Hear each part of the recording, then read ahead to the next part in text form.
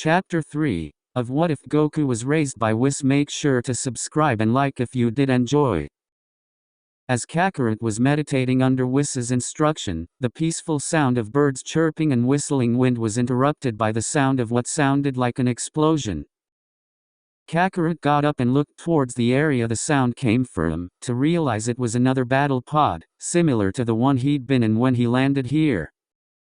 As the battle pod opened up, Raditz stepped out of it to see Kakarot, and smiled lightly. "You look so much like our father Kakarot. Let's see how strong you are," before activating his scouter, only for it to short-circuit and break completely, causing Raditz to stutter as he moved backwards. Impossible. You're a low-level warrior, how did you get this strong?" Kakarot walked up to who he assumed was his older brother and said, "I don't care if you're my brother, you've interrupted my training." "Nobody interrupts my training," before charging up a small energy blast and sending it at his brother, completely destroying him instantly.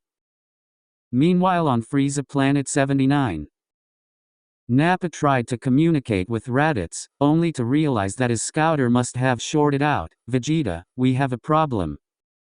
Raditz's scouter's not responding. "I think Kakarot broke it somehow." Vegeta rolled his eyes. "Nonsense, his scouter is an outdated model. I've been telling him he needs to get a newer one for months now. Still, let's get going. If Raditz is too weak to defeat his own brother, he's of no use to us. But Kakarot might still prove useful. We'll do this ourselves. Based on Raditz's coordinates, we should be there in a year or so." Nappa nodded and got into his battle pod along with Vegeta getting in his, and the two headed off towards Beerus's planet. Back on Beerus's planet, Whis saw the fight between Kakarot and his older brother, thinking about how he could see the last two remaining Saiyans coming towards Beerus's planet. He estimated they would be there within a year. He flew over to Kakarot and told him, "Kakarot, I want you to have a bit more of a challenge when the other two Saiyans arrive. For that, you will not train at all for a year, until they arrive. You may still meditate, but nothing more." Kakarot sighed, but nodded. "If you say so, Lord Whis, I won't train for the next year. I just hope I can find some peace in meditating."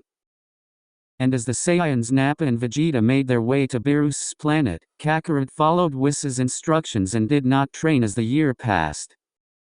1 year later, age 762. Nappa and Vegeta's battle pods had just landed on Beerus's planet, and Whis told Kakarot, "They're here, let's go meet our guests." Kakarot nodded and flew down to meet the other two Saiyans. He was somewhat unimpressed by the energy he could sense from them and asked Whis, "Lord Whis, are you sure any good will come of fighting these two? They don't seem very strong." Whis nodded. "The big one will be of no true help to your training, so it would be best to simply take him out. The shorter one, however, I see cause in fighting him." Kakarot nodded. "Yes, Lord Whis," before quickly appearing in front of Nappa, and energy blast in his hand. Nappa was shocked at how fast Kakarot got in front of him and yelled, "What the wait, no," before being overcome by Kakarot's energy blast. Vegeta was surprised but also pleased that Kakarot had become this strong. "Kakarot, you've shown power that any Saiyan would dream of. Join me and we can take down Frieza." Kakarot said nothing at first, before saying, "I'll join you on one condition. You have to defeat me in battle first." Whis smiled lightly. "Well then Kakarot, you will be needing this," before using his staff to put Kakarot in a weighted suit.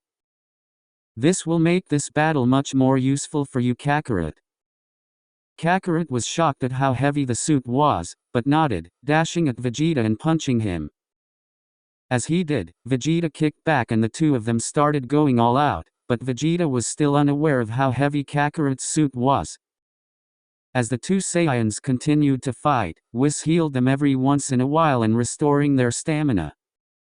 He noticed that Kakarot was getting stronger, and increased the weight of the suit.